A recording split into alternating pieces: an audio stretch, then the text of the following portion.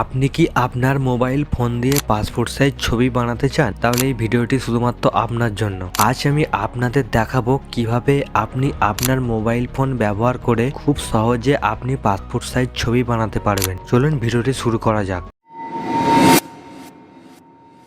প্রথমে আপনি আপনার মোবাইলে প্লে স্টোর ওপেন করুন এবং সার্চ করুন MS ওয়ার্ড। অ্যাপটি ইনস্টল করুন। অ্যাপটি ইনস্টল হয়ে গেলে আপনি অ্যাপটিকে ওপেন করুন। যদি আগে থেকেই আপনার কাছে MS ওয়ার্ড আইডি থেকে থাকে তাহলে আপনি সেই আইডিটি লগ ইন করতে পারেন। যদি কোনো রকম আইডি না থাকে তাহলে আপনি একটি নতুন আইডি বানিয়ে লগ ইন করুন। আপনার কাছে এখন একটি ঠিক এইরকম ইন্টারফেস আসবে। ঠিক তার ডান দিকের কোনায় দেখুন একটি প্লাস আইকন আছে। প্লাস আইকনটিতে ক্লিক করুন। এবার যে অপশনগুলো আসবে তার মধ্যে আপনাকে ব্ল্যাঙ্ক পেজ সিলেক্ট করতে হবে। এবার হোম অপশানে ক্লিক করুন, লেআউট সিলেক্ট করুন, এখন সাইজ অপশানে ক্লিক করুন, এফোর্ট সাইজ সিলেক্ট করুন। এরপর চাইলে আপনি মার্জিন অপশানটি সিলেক্ট করতে পারেন। এটি সম্পূর্ণ অপশনাল, এটি আপনি সিলেক্ট না করলেও চলবে।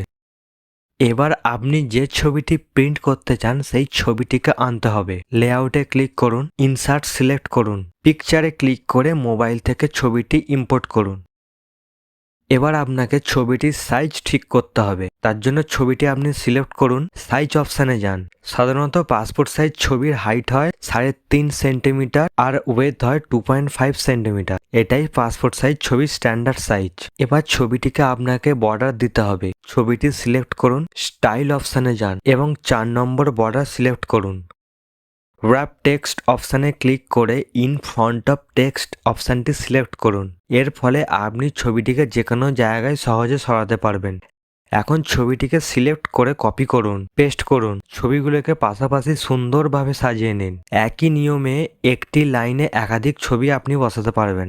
এরপর এক লাইনে সব ছবিকে সিলেক্ট করে কপি করুন এবং নিচের লাইনে পেস্ট করুন। এইভাবে কপি পেস্ট করে আপনি পুরো পেজটি ভরিয়ে নিতে পারবেন ছবি দিয়ে। এই পদ্ধতিতে আপনি খুব সহজেই আপনার মোবাইল ফোন থেকে পাসপোর্ট সাইজ ছবি তৈরি করতে পারবেন। যদি আপনার কাছে পার্সোনাল প্রিন্টার থাকে তো আপনি প্রিন্ট করে নিন, না হলে যে কোনো দোকানে গিয়ে আপনি এটি প্রিন্ট করে নিন। আপনার হাতে আপনার পাসপোর্ট সাইজ ফটোটি চলে আসবে।